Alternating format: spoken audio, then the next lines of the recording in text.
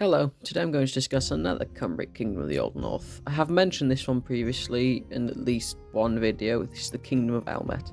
Elmet was one of the kingdoms of the Old North ruled by the Coilings dynasty, which is incredibly important to the cumbric history of the Old North.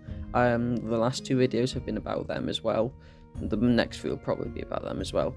So they were descended from Coilhen, King of the North. No, you're thinking of a different king of the North, not that one, this one right here. So Elmet was centred around the town of Leeds and its boundaries, at least we think they were around the River Sheaf in the south, the River Wharfe in the east, and it might have bordered Craven to the west. Its northern and southern borders aren't particularly known, but probably going along the lines of Mercia and Deira. So Elmet would come into being in the 5th century, with Llanach ap Masgwyd being its first king. Next to nothing is known about Llanach apart from his lineage and his descendants, and he may not have actually existed, as most of the records we have of him are from the 11th century onwards, which are a bit iffy if it's from the 5th century. Getting stuff from the 11th century probably didn't exist, but it's nice to start somewhere. Now we get to my favourite king of Elmet, Gwallog the Battle Horseman. I feel like that's an awesome epithet. It's way better than loads of other epithets we get these days. Like, we get tons of the great, the conquerors, of the brave, but we don't get unique stuff like that apart from another one, which is Pabopos Prydain, which means the Pillar of Britain, which is a cool one as well. So Gwallog was born to Llanach, we've mentioned him previously, so we're not sure if that's actually his father or just a name they've attributed because it's just easy to. So Gwallog was a famous warrior, having quite a few poems written about him, and he might have participated in the Battle of Cattraeth against the Gangles. That one's a might again. So we know he joined the Northern Alliance against the English, aiding the battles of Gwent Ystrad and the Battle of the Old Roman Fort of Breminium. He might have also aided in some of the earlier battles Eurenheged fought in, but that's a might yet again.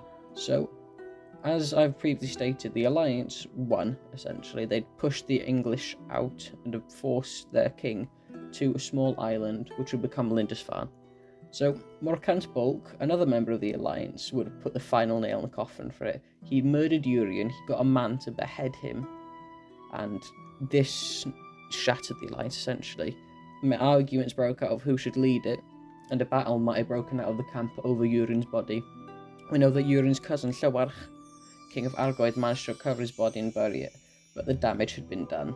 The alliance shattered, and so Owain, the son of Urien, would be attacked by Gwallog, and Llywarch yet again records Gwallog as having met Elfyn, another son of Urien, in battle, and having slaughtered his men and also killing Elfyn in single combat.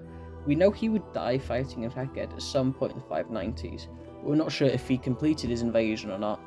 But all in all, I feel like he's one of the most important kings to the north, seeing as he's also mentioned in the Welsh Triads as one of the 3 pillars of Britain, and he probably fought against the English on his own a few times, stopping them, and he created a good and powerful kingdom for his son to rule. And now we move on to the final king of Elmet, Ceretic. He's referenced as King of the Britons by the Anglo-Saxon Chronicle, but that might just be the Britons of Elmet, or it could be like a high king position, which would have been seen a few times in Welsh and Cumbric history. Figures like Gwrthein or Emrys or even Arthur, in more legendary terms, were high kings of the Britons, but it is something that was recognised by the rest of the Britons and would eventually transform into the Prince of Wales title. So we know that Ceretic would house a man by the name of Heretic, a man of Northumbrian descent and a noble, and he'd be poisoned, maybe on Edwin of Northumbria's orders, or he might have done it on his own. We don't know why he did this, but it could have been in vengeance for the failure of the alliance of the 580s. So Edwin would take back the throne of the Northumbria in the 610s, so he would attack Elmet in either 616 or 626. It's not particularly clear when.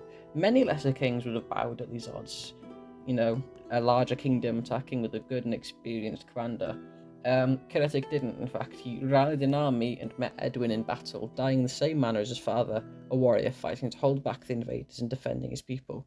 Although defeated, the men of Elmet would actually join Cadwallon ap Cadfan, the king of Gwynedd, in his invasion alongside the Penda of Mercia, the last pagan king of Mercia, who was an interesting figure on his own, and Cynddalan of Penguern, who was an incredibly junior partner of the alliance. He's not mentioned, but we know he fought the Battle of Maes Cogley alongside Penda.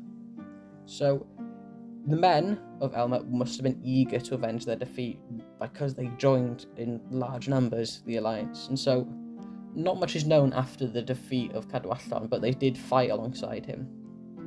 So we get to the 860s, 870s, where the Great Heathen Army has appeared, and it leads the old capital, the kingdom, will be turned into the sort of borderlines between the English and the Norse, and then you have the Britons on the other side again, which is theorised to have been seen as either it regained its independence briefly, or it was incorporated into the Kingdom of Strathclyde at some point in the 9th century, but it wouldn't be held for long, as the English would reconquer it at some point.